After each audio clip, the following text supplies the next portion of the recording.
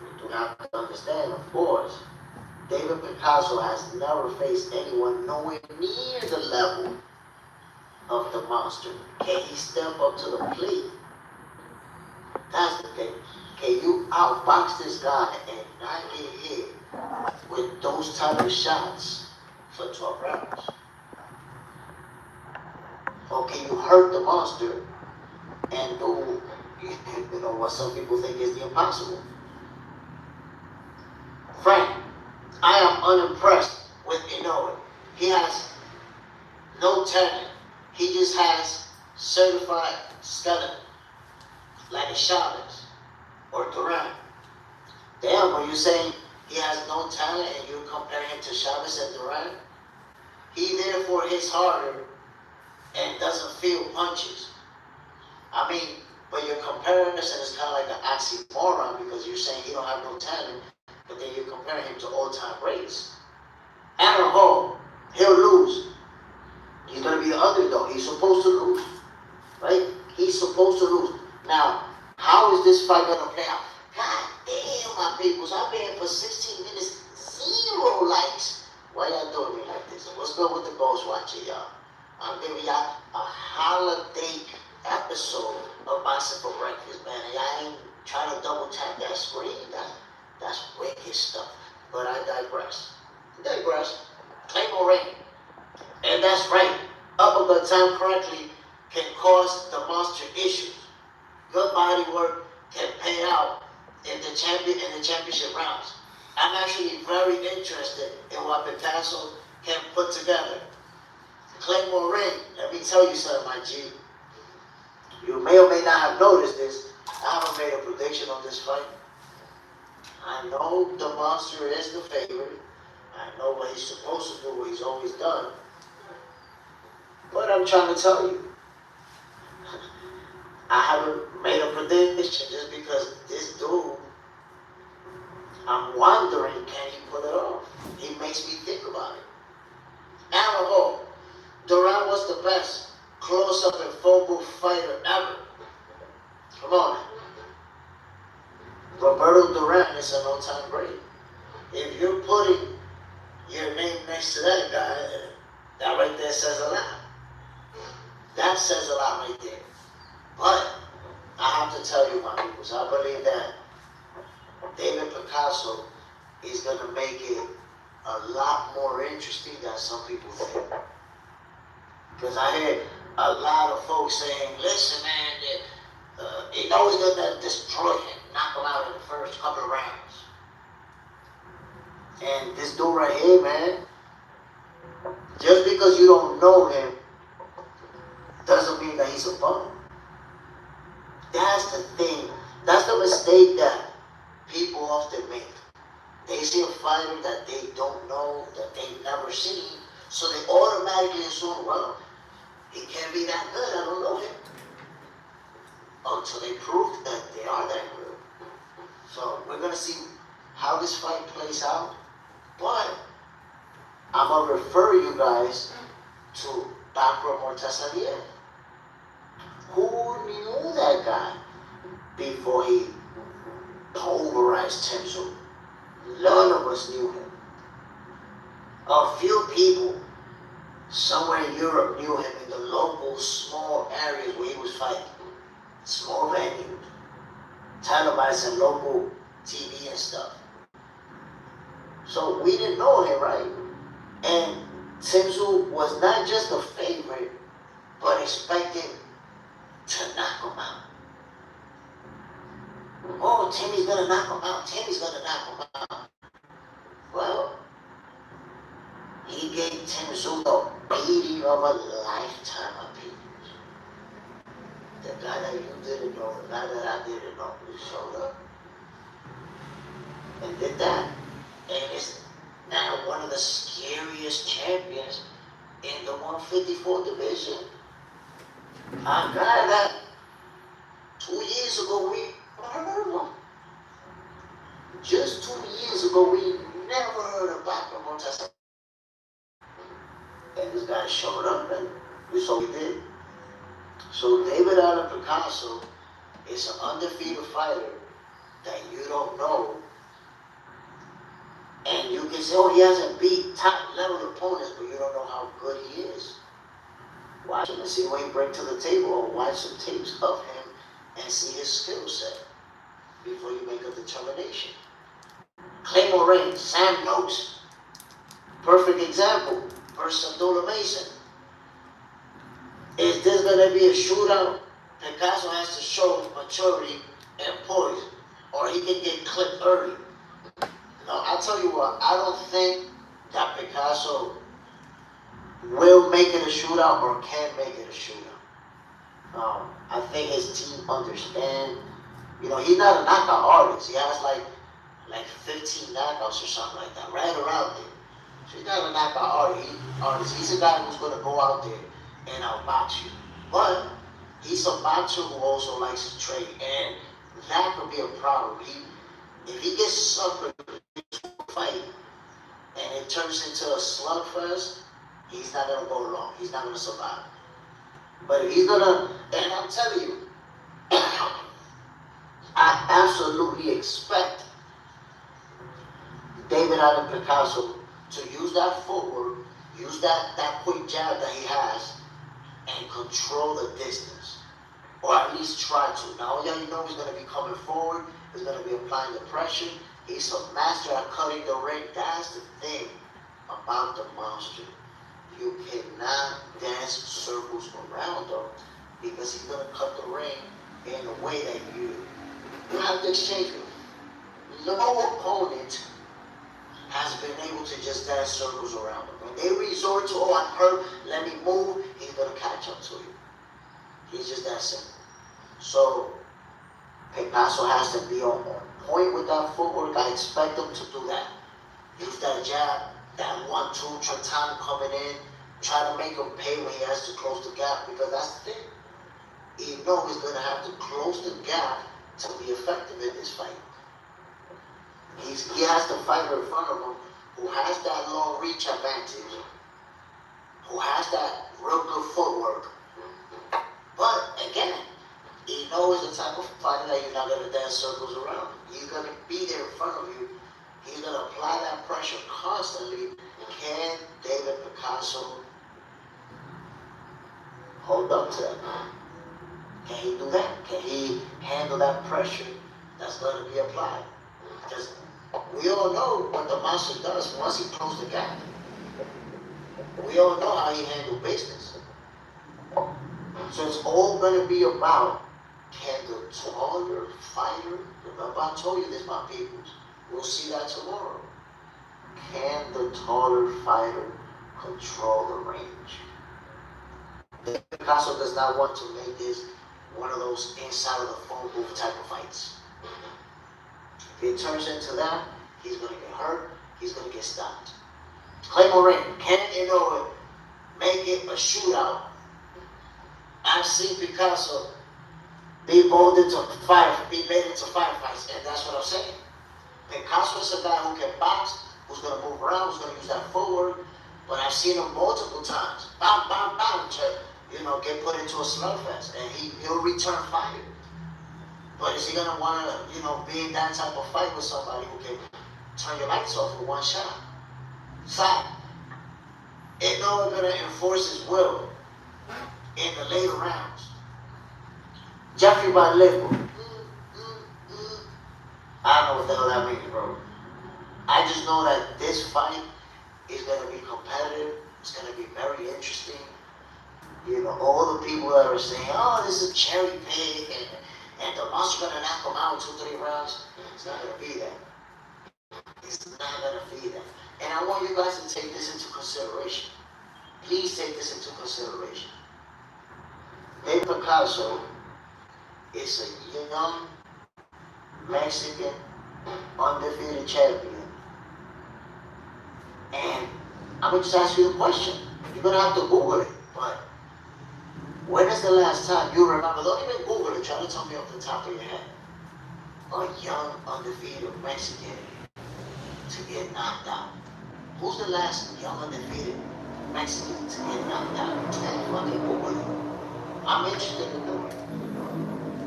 Like, Mexican fighters are known. Like, you gonna beat the crap out of me. You might outbox me. You might beat me up. You might. I'm gonna keep coming. I'm gonna keep going.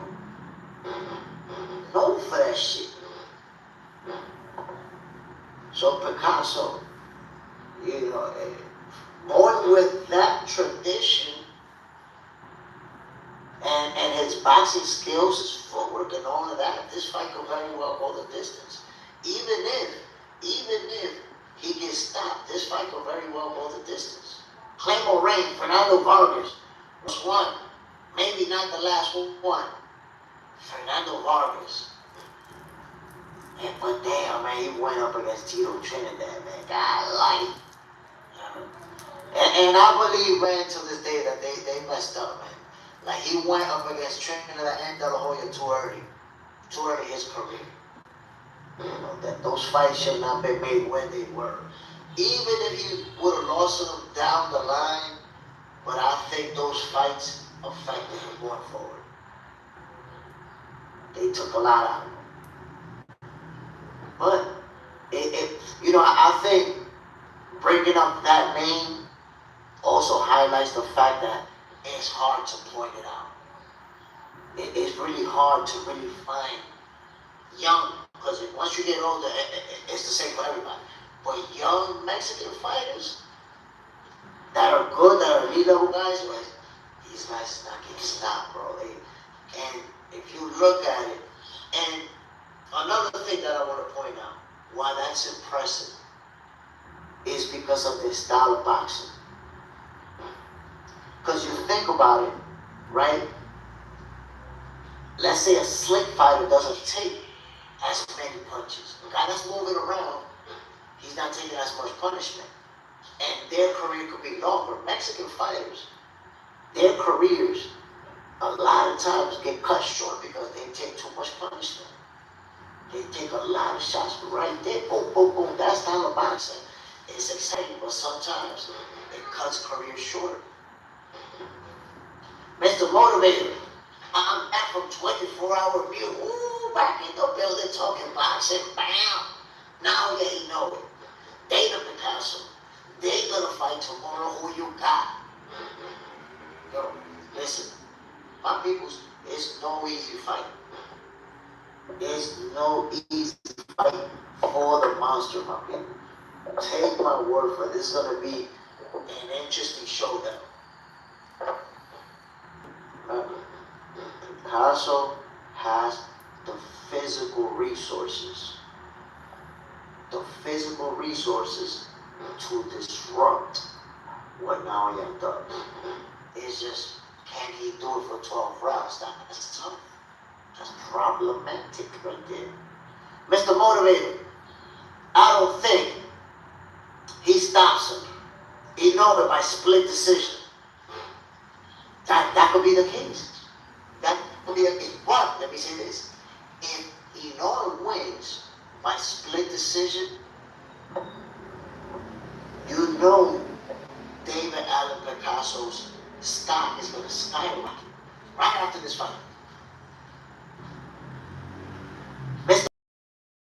Touch the canvas, get up from adversity and fight through it. All the distance, lose by split decision. That's a reasonable take. Honestly, and I want you to consider this.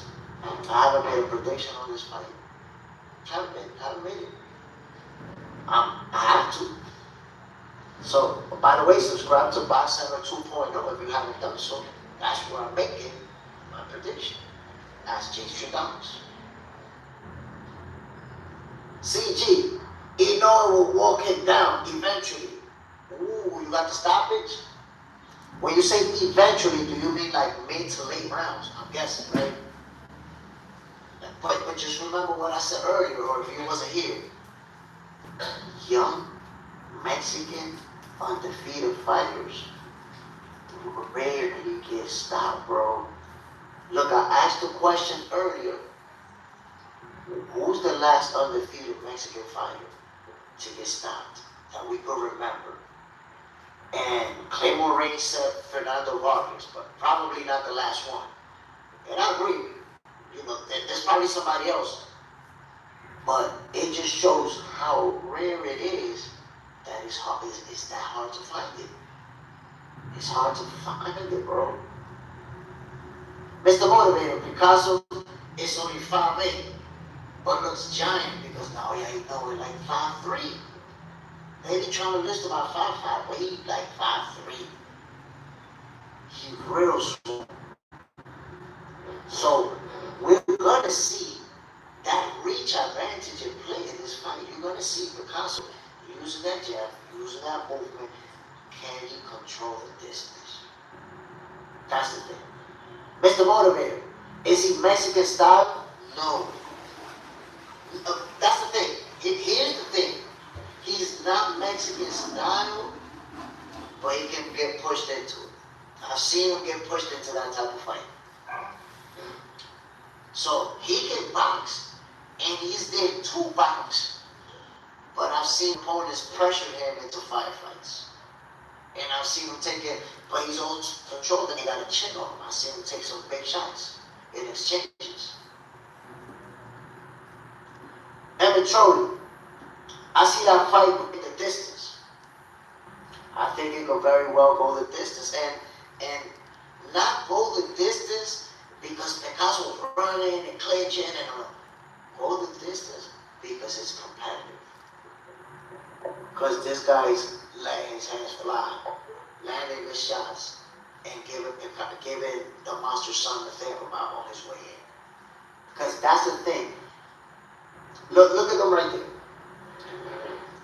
Picasso, I wish I could show you that. Look at the arms. Picasso, with that reach advantage, he's going to make the monster pay on his way in. Look, I'm not even tell you how this fight plays out, except how it ends, because I honestly, right now, I don't know. That's why I haven't made a prediction.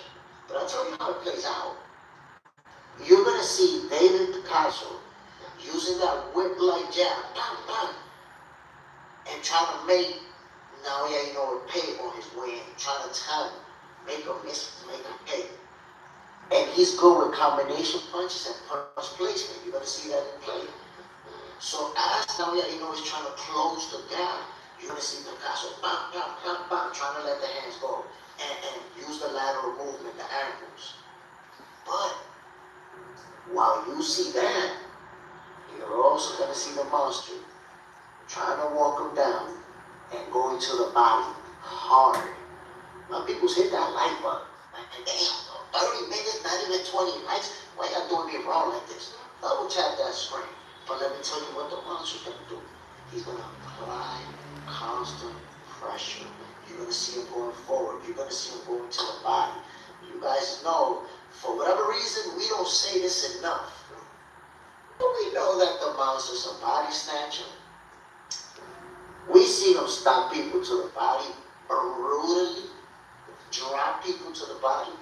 So we're going to see the monster go in there with that game plan of, I'm going to slow you down. That footwork that you're using, we're going to slow that down. And then by the time we get to the 8th to the 9th, we're going to punish you. If you can make it that far, we're going to punish you. We're going to slow you down. So you're going to see the monster go into the body of the taller fighter. Hard and consistently. Those headshots are always going to be there. But once he, like, I'm going to tell you right now because I've seen it. And because of the skin tone of David Picasso, let me give you another Nostradamus line. You guys are going to see David Picasso by the mid to late rounds, where he's going to be red right here and right here. He's going to be red from those left and right hooks to the body that Picasso's going to land every time he closes the gap. Remember what I told you. And that's what makes the monster such a dangerous fighter. You're not going to dance circles around him. Forget about it.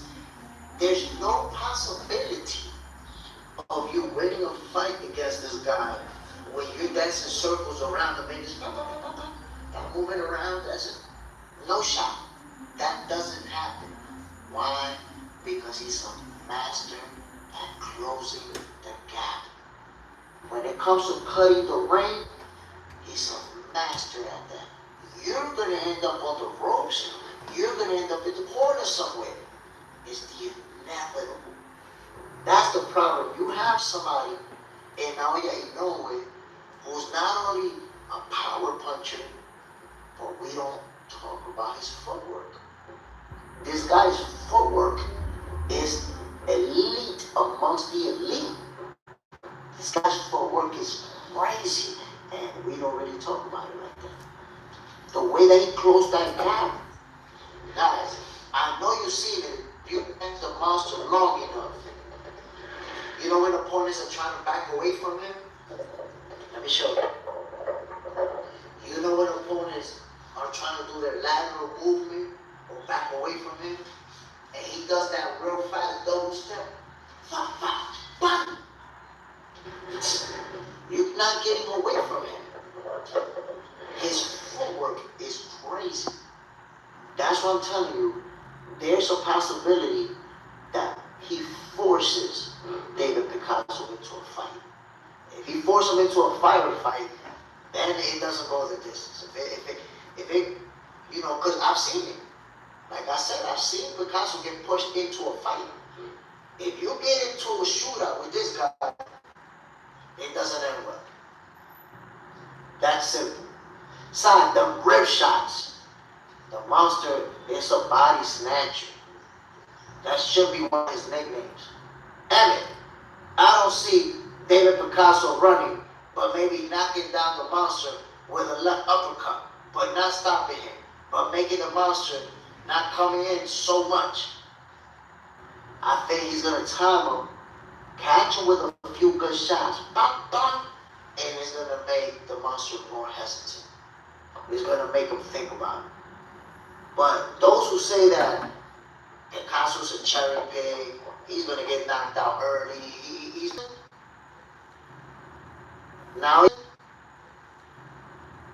now yeah, you know it. Devin Haney, right there. Right there. That's the guy's level of footwork. Now he doesn't have the same defense. Don't get it twisted. He don't have their defensive skills, but the footwork is insane. It's that level.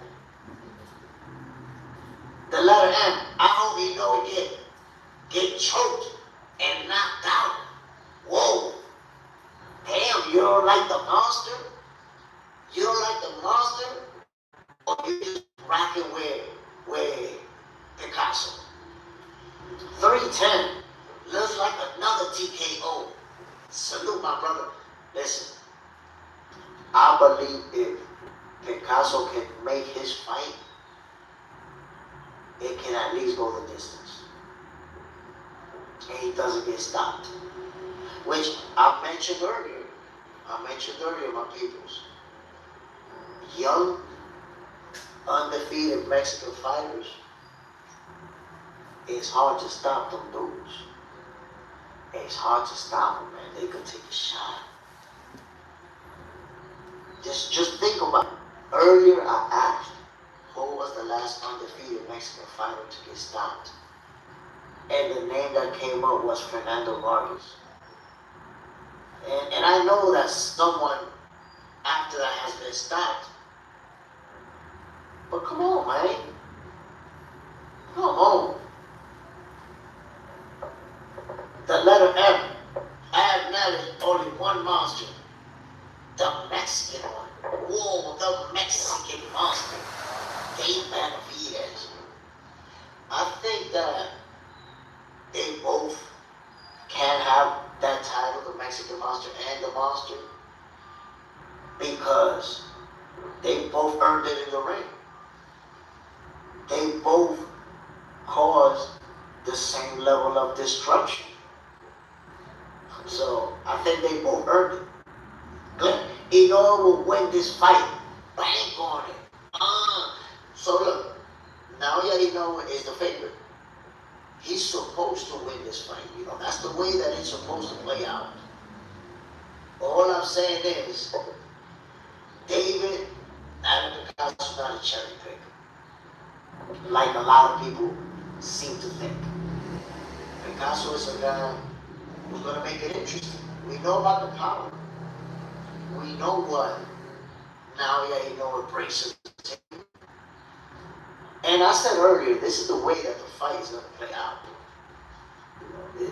We're going to see Picasso using that footwork, using that height and reach advantage. This is how it goes down. You're going to see Picasso, who's taller and has a good reach advantage. You're going to see him using that footwork and move and timing. Timing Naoya Inoue coming in, because remember, the monster's going to have to close that gap in order to land his shots. You're going to see that little step back from Picasso and the counter punches. And the movement and the angle. You're going to see him trying to outbox him.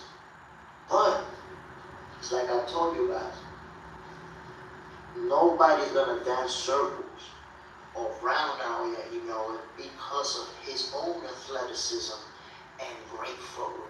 So what happens is, whether you catch him or not, because he does take punches, he's there to be hit, he's been dropped multiple times, but he's going to slowly but surely close that gap point and apply that pressure. And I'm telling you, every time you close that gap, you're going to see the monster bop, bop, bop, bop, digging super hard to the body and getting Picasso to drop that guard, to try to, lessen the pain on some of those brutal punches to the body. I already told you guys, you're going to see the rib cage red on this side and red on this side of Picasso, because he has that real light skin tone. So you're going to see the monster trying to slow him down with shots to the body. Picasso moving around, trying to counter punch him, trying to put combinations together while getting clipped with some good shots. And what I told you, these young Mexican fighters can take a shot on people. So it's not going to be easy to knock them out. It's a knockout to happen, but I think it happens via an accumulation of damage. You're going to have to beat them up to stop them. You're not going to let one shot. You just go to sleep. That's not the type of fear. That's not the type of fear that is going to be tomorrow. Emily, Picasso is not to be slept on. He doesn't fight Mexican style, but he can go there. And this is boxing. We've been surprised before. Mike versus Buster. That's the reason why I brought up Barbara Montasalia versus Tim Tszyu. We didn't know that guy before the fight. We expected him to get knocked out. He gave Tim Tszyu the beating of a lifetime, bro. The beating of a lifetime. And we didn't even know the guy. Came out of nowhere.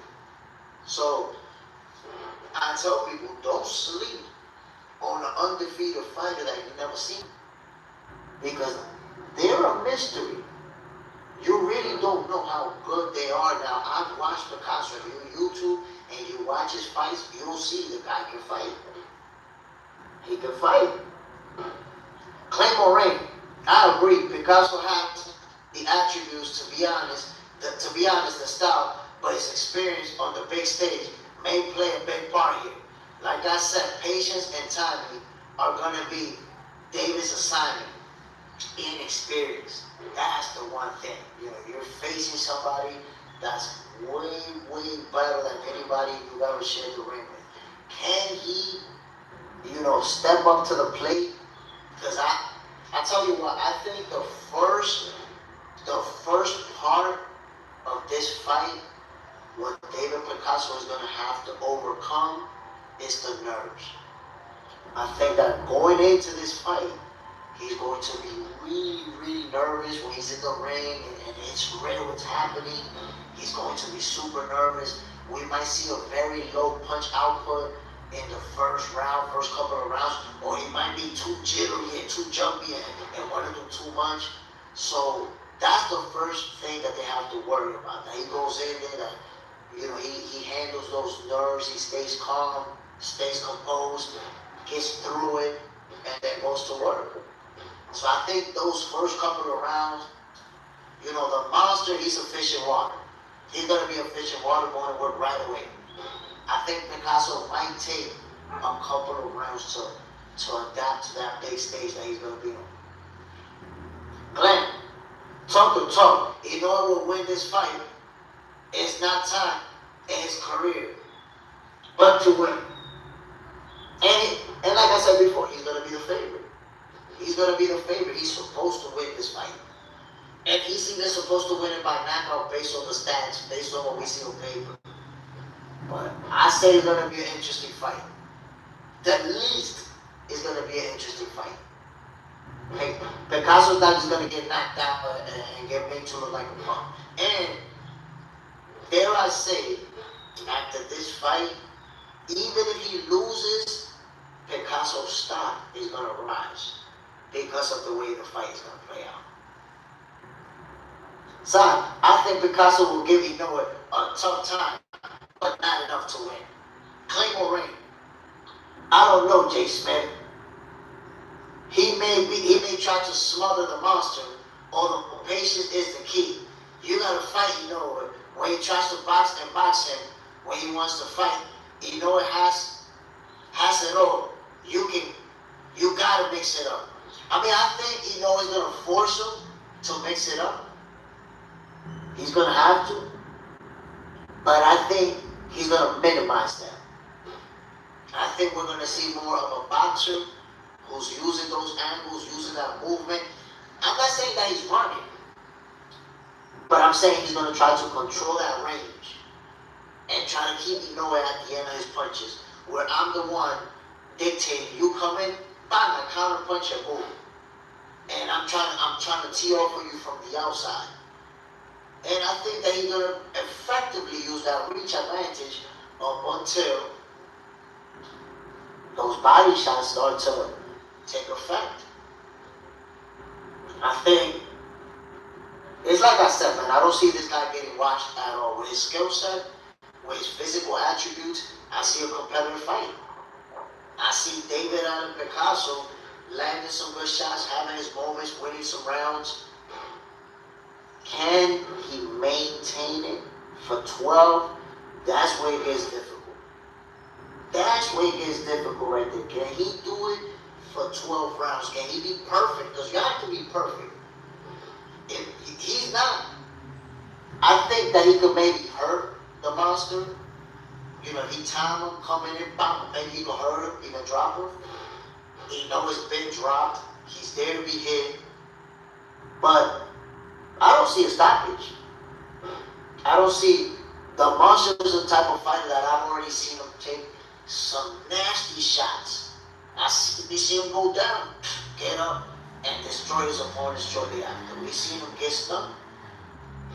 So the monster can take a shot from hard punches. So the odds tell me the monster's not getting stopped. He definitely not getting stopped. He's not the fighter that you stop him. Claymore Ring. Now, Jay Smith, how do we feel about the stage in Riyadh?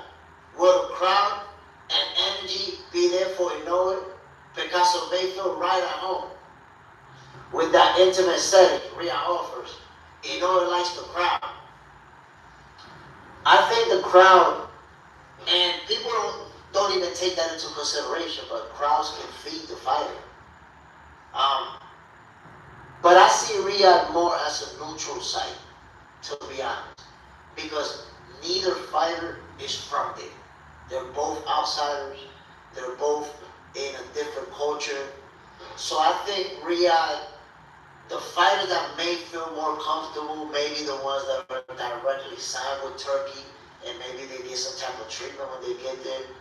But these guys right here, you know, one from Mexico, one from Japan, I feel like they're the neutral site. And I'm gonna tell you something. You see what happened with AJ? That he fought in the USA, and now he's saying, damn, the USA want tax money, the UK want tax money. Who else want money? I think because of that, we're gonna see a lot more fights in Riyadh, in Saudi Arabia. Because if I'm not mistaken, they're not taxing. You're taking all your money. You fight over here, you can take your money. Take that. And if that's the case, we're gonna start seeing a lot more big fights. Like anybody making, you know, 50 million and stuff like that, I think the fighters are gonna be like, yo, let's do this over there. I'm not trying to get half my money in taxes. Come on now. Life could be a dream. Whatever, son. Underrated will. Top big fights. Listen, this fight right here tomorrow is gonna be a very good fight. It's gonna be a very fun fight to watch. I'm looking forward to this, my people. Now, here's another fight that we've been talking about throughout this week. And there's people on both sides, man. There's people saying, no, this guy's gonna win. No, this guy's gonna win. And people feel comfortable with who's gonna win. Everybody thinks they're sure they know who's gonna win. My peoples, Shakur Stevenson versus Teofimo Lopez. January 31st. Ooh, I can't wait for that fight. I mean, I see Picasso using the jab in the first, then getting busy with the monsters. And even hold the inside. This is gonna be a phone fight. If now is it into that, I think Picasso can go down. Can go down and not make it to the final. If it turns into that type of fight. I expect Picasso to make it more of a fight where he's going to be moving, he's going to be using angles and trying to outbox him. If he's not successful with that, it can turn into a firefight. My people, Shakur Stevenson, Teofimo Lopez is going down on January 31st. And I tell you what, man, there's people who say Teofimo is going to knock Shakur out. And then there's the people who say, no, Shakur's going to outbox him and even make it look easy. How does this fight really play out? You see, this fight is so competitive that I haven't even been able to make a prediction. This is one of those. Well, I'm a man, to be honest. Matter of fact, I'll be honest, I know who's going to win the fight. Teofimo versus Shakur, I know who's going to win the fight. That's it, there I said it. But my official prediction is going down on Box Center 2.0. Come on, my people. Subscribe to Box Center 2.0. And yo, not even 20 likes, my people. Hooking up this sweet science for y'all. And you can't even double tap that screen. Stop with the post watching. I digress. Shakur Stevenson and Teofimo Lopez is a mega fight. It's a huge fight. Neither fighter is even 30 years old. These guys are both in their prime, accomplished in multiple divisions. It don't get no better. It's happening at the perfect time, my people. You know, too long.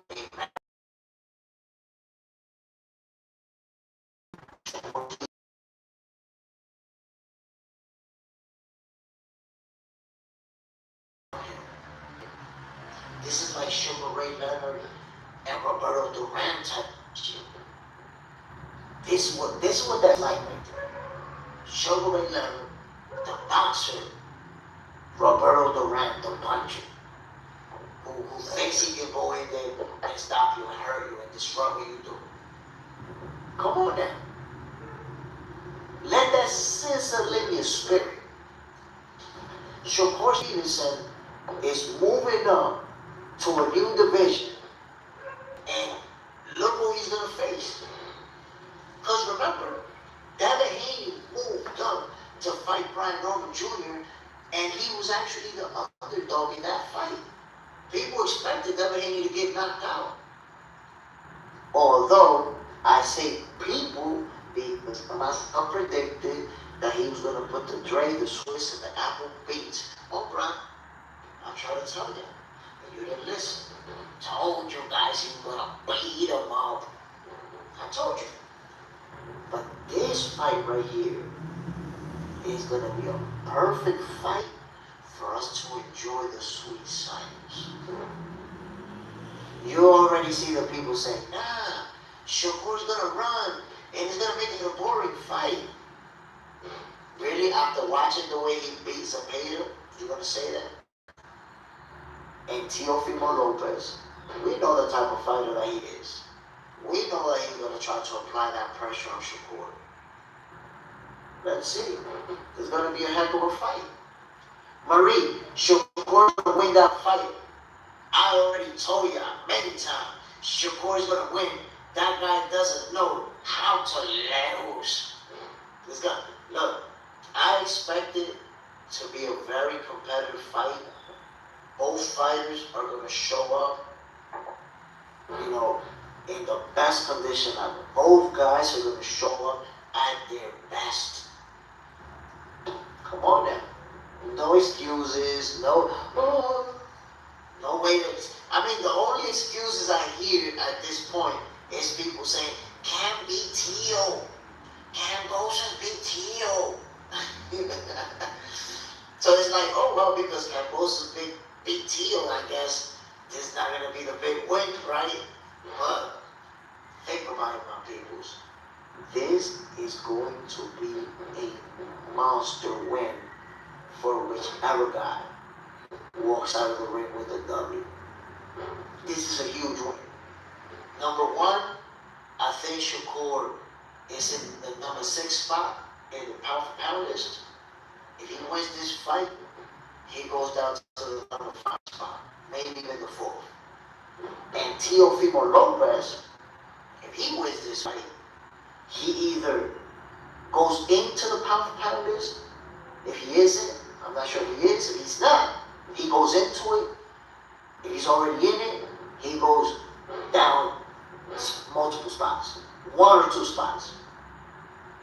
Side, winner is top 5, pound for pound. So this is a big fight, an important fight with historical relevance because you're talking about world championship fighters. It don't get no better. It really doesn't. And I'm telling you, my peoples, this is going to be an exciting fight to watch. It's not going to be one of those, snooze fests that people want to say is going to be. It's going to be a good one, my peoples. We're really going to get that smoke. We're really going to get that action. Imagine. That's what I'm telling you, January 31st. By the way, I'm actually shadow banned. I've been shadow banned because I caught a strike on YouTube. And that shadow ban and that strike is going to expire on January 28th. 3 days before Shakur Stevenson versus Teofimo Lopez. Looking forward to that. That's all I got to say. I'm looking forward to that. Come on now. That shadow ban is going to be over, my people. Yo, so, Sai, but definitely helping Shakur for this one. But wants to see Tio hurt. They've been saying it, man. They've been saying it. Shakur's going to be out there to beat him up. Y'all saw what he did to Zepeda. You see it? Zepeda thought he was going to be chasing Shakur around. That beat up. My people, what do you think about all these folks who are giving credit to Jake Paul? What do you guys think about that? I've seen Oscar De La Hoya Say, yo, that was great, man. You know, he won 6 rounds. He won, you know, with a 2-time world champion. I seen Eddie Hearn saying, well, you know, I didn't think he was a good heavyweight, but I think he's a good cruiserweight. What did Eddie Hearn see to suggest that Jake Paul could be a good cruiserweight? And I even see Max Kellerman, you know, oh, he won 6 rounds with a heavyweight champion of the world. An Olympic gold medalist, one of the best promoters in the game, and a guy who's known as a boxing guru. And they're all out there giving flowers to Jake Paul. To me, that didn't even add up. That made no sense to me, my people. Because Jake Paul was out there looking like a goofball, y'all. He out there rolling around in the floor and shit. So he out there looking like a goofball getting pummeled. What is exactly we giving flowers for? And let me just say this. Jake Paul did not go 6 rounds with AJ. He survived 6 rounds against AJ. There's a difference. When you say, well, he went 6 rounds with the heavyweight champion of the world, and he was fighting for 6 rounds, and he survived that long.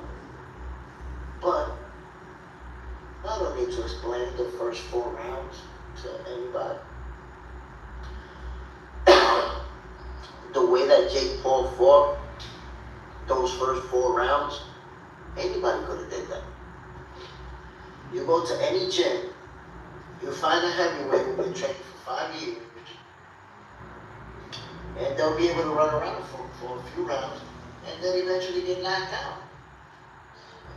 If you choose not to engage, you're just going to get chased around and eventually get it. Claim or rape.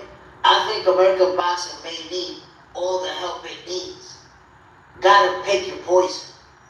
That's a fact. That is a fact. Emmett, Jake bit off more than he can chew. He put himself in the line of fire for a lot of money. Put himself in a tough situation.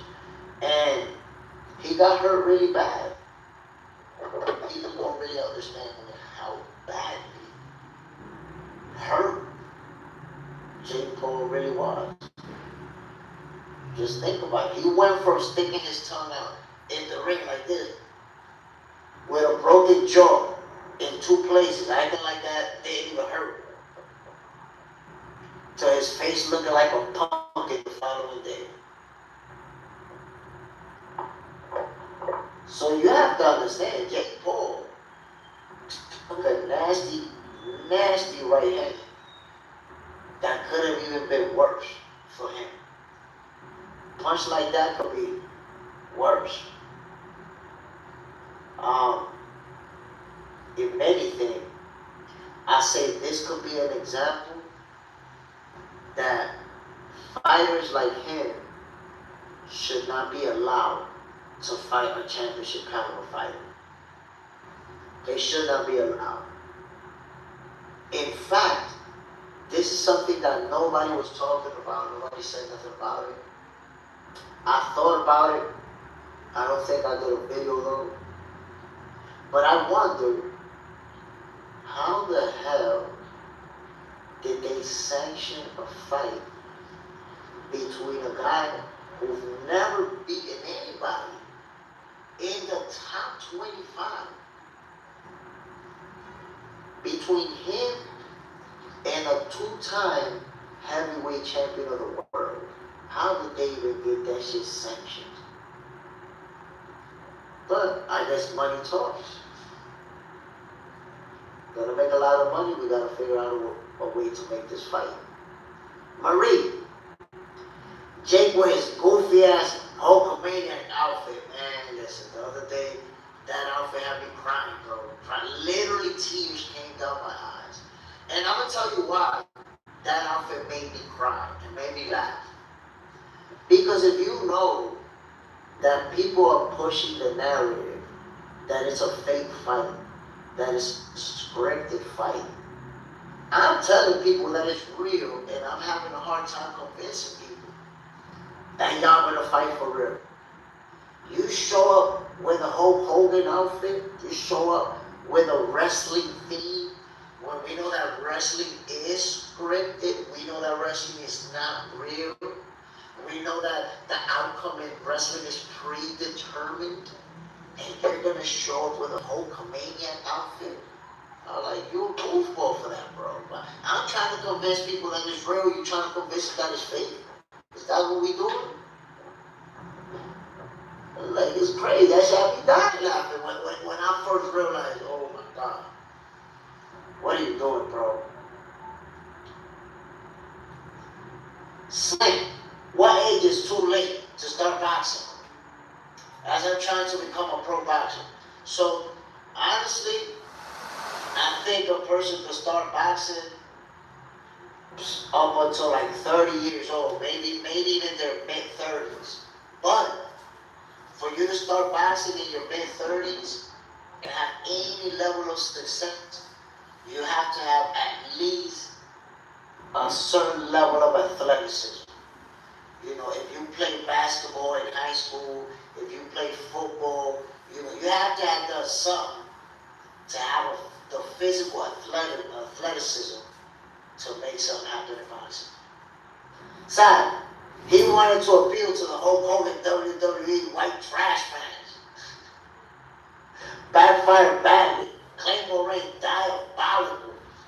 Bro, how do you show up? We out here trying to convince people that this shit is real, and you trying to convince them that it's fake? You a goofball, bro. Claymore Ray, don't, slam. Yeah, Jake Paul. I'm glad he did at least do some rip some shit off. Then it would have been a next level of corniness. This is boxing, but it made sense because look at the crowd. In Chelsea, the crowd, this was a way different crowd than you used to see. A bunch of YouTubers dressed up white, a bunch of content creators. I see people in the front row doing selfie videos while the fight was happening. Like, damn, man, this motherfucker not even watching the fight. They recorded themselves over there. So it was a whole different crowd. A lot of little kids, too. A lot of little kids in those front rows. And when I say little kids, I'm talking about like teens, a lot of teenagers. Jake Paul has a lot of kids that follow him. So, and from that perspective, I respect him. Because he's showing kids that you can be successful, that you can go all the way to the top, that you can even con your way into fighting a world champion. You can do it. And I mean that, you know, jokingly, con his way. Jake Paul carved his own lane in boxing, and he's been extremely successful. Extremely. Son, country music artist I never heard of in my life in the crowd, bro. They named like 3 people. Oh, such and such is here. They will put their face. I'll be like, who the fuck is that? Fuck. And they showed like a few people that they would put the camera on and do a close-up, and I'm like, I don't know. You know, the fights, they usually show you the fighters. Oh, look at this fight is here. This fight is here too. And they show you the hip-hop artists that are in the building. They show you the people that are pop icons. Yo, they were showing me people that I don't know. No disrespect to anybody that they show, but I don't know you. I don't know any of them. I don't know who they are. W. Buster, who gives an F about a bum? Jake Paul. It's his fans. Brian Davis, do you ever wonder why Jake Paul doesn't fight in a real man's ring? I mean, he does fight in a real man's ring. For this fight,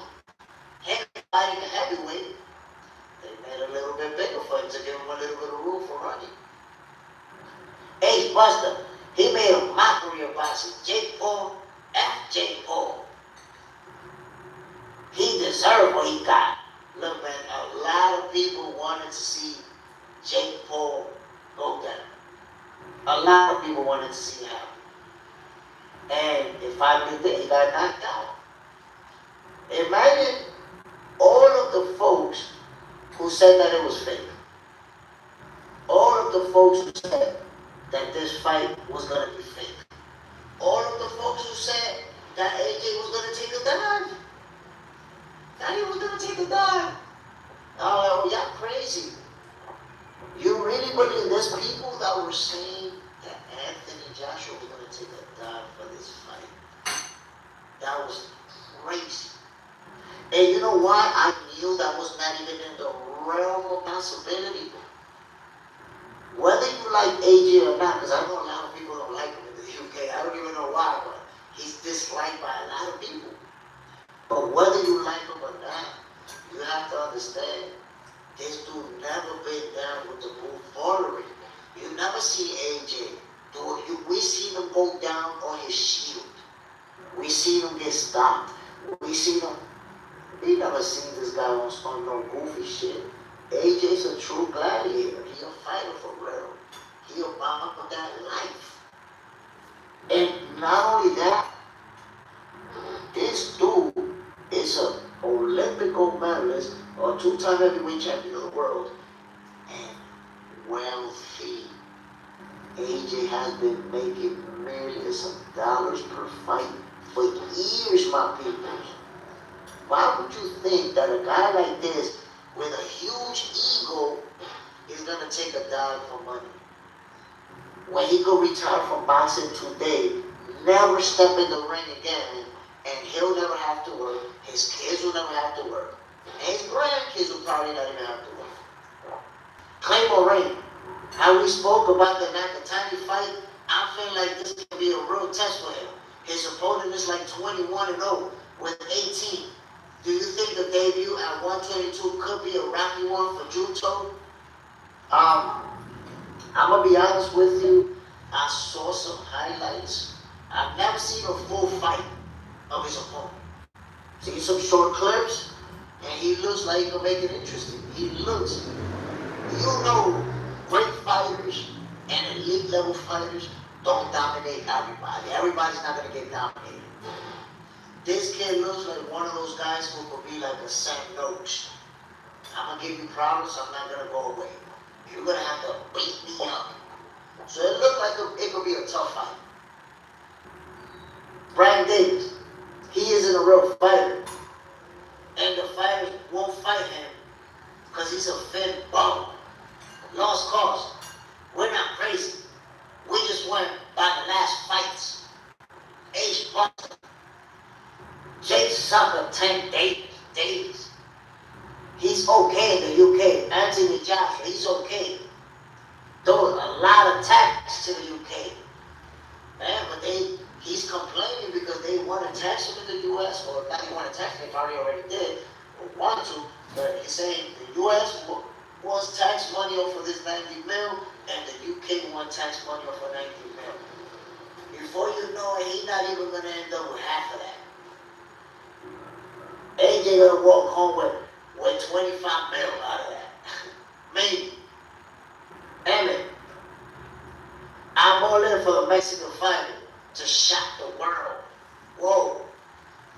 Listen, my brother, I've been saying, David Picasso is not a bum.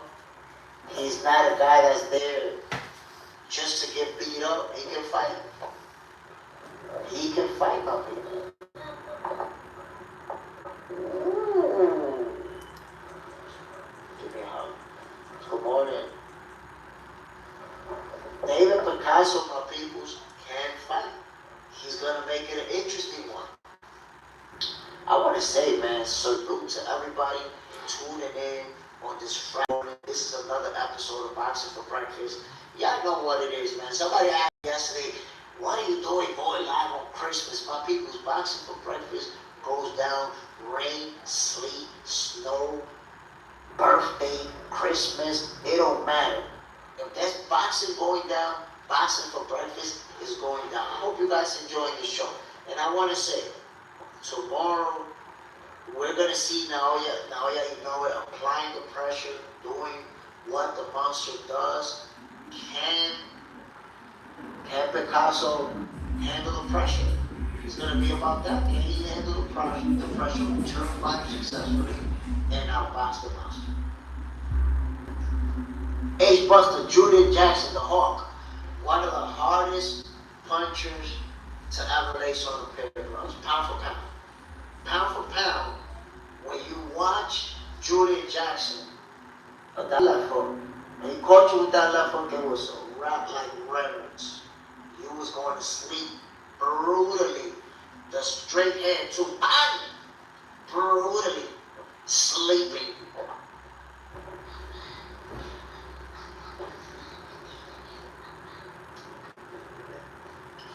My peoples, I'm about to end this episode of Boxing for Breakfast, but before I do, I want to remind you guys that tomorrow I will be calling the fight live.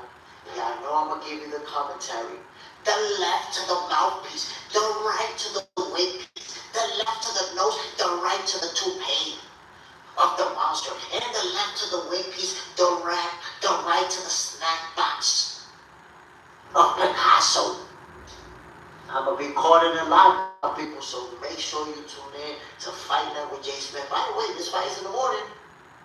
Don't miss out on this fight because you think it's happening at nighttime. It's in the morning time. If you're on this side of the world, if you're in the U.S., in Puerto Rico, Dominican Republic, this fight happens in the morning time. So check your local listings so you don't miss it. I'm going to be giving y'all that live commentary, the elite level commentary.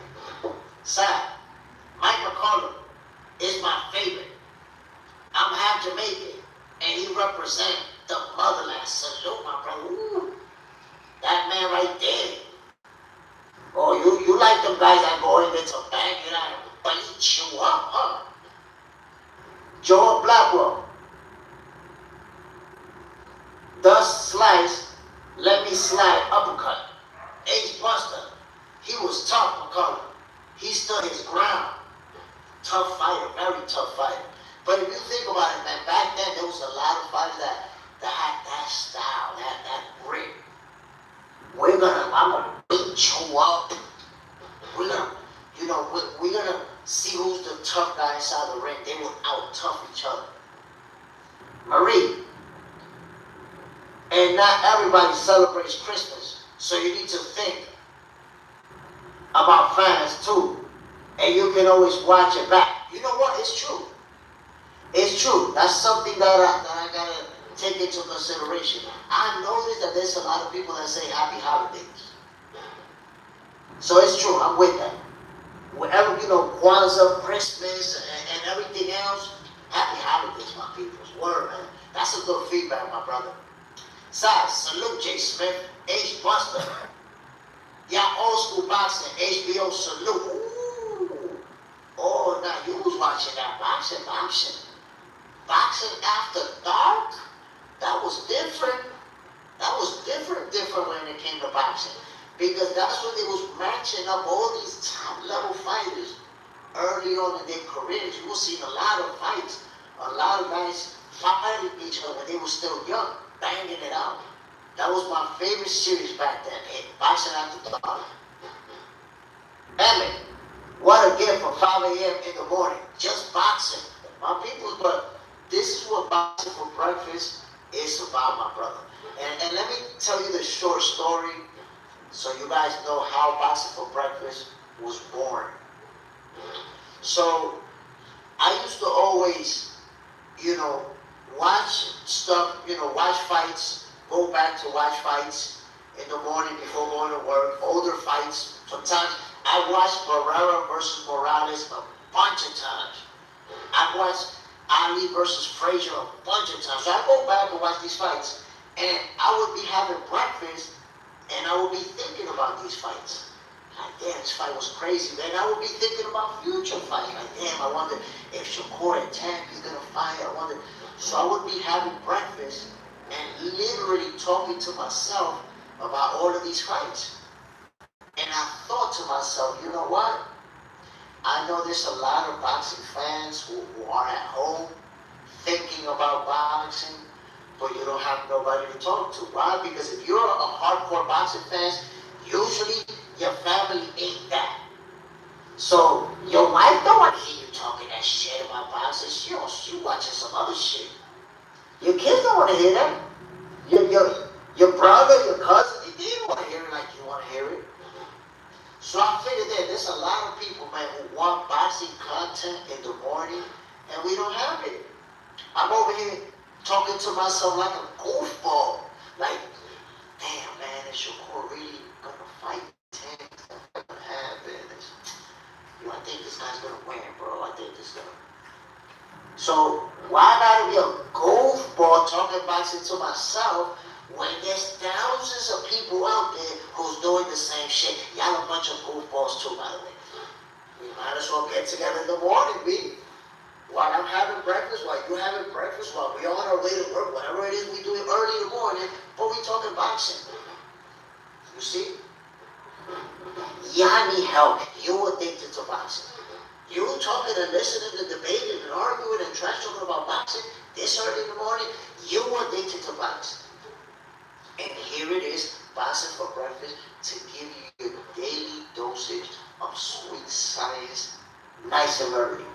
There you have it, my peoples. That's how boxing for breakfast kicked off.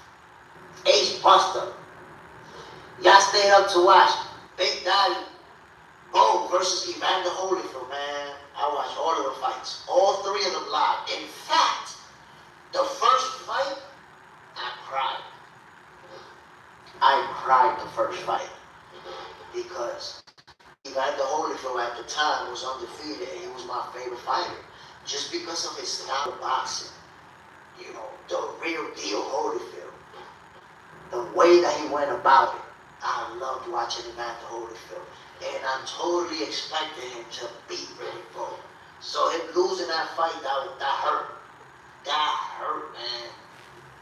Bad. Mike Tyson losing to Buster Douglas, that hurt. That cut deep. I really felt that one, bro. Real talk. Scott Purdy. Like I'm doing now. You see what I'm saying? That's it. No more sitting there like a goofball just thinking about boxing. In the morning, I wonder if this is gonna happen. No, now you got boxing for breakfast. Now I got boxing for breakfast because I was the goofball talking about boxing to myself. My peoples, hit that like button, man. Golly, almost an hour and a half and not even 30 likes. Like I'm over here talking goofballery to y'all. Y'all know we talking boxing, man. But listen, Naoya Inoue versus David Alan Picasso is going to be a very interesting fight. I'm looking forward to it. I made a prediction. So tomorrow morning, I will go on Box Center 2.0 and make a prediction of this fight. But it's been a real tough one because, like I said, man, David Picasso is not a cherry pick. He's not a bum like people think. So I'm expecting a competitive fight. Let's see how it plays out. Salute to everybody who tuned in to this episode of Boxing for Breakfast. H. Buster was in the building. My guy side, Scott Fergie. Life of Drew was in the building. Marie DeBruyne, Emmett Trolley was in the house. And everybody else who tuned in, man. I really appreciate that. I always tell you guys, I really do feel lucky.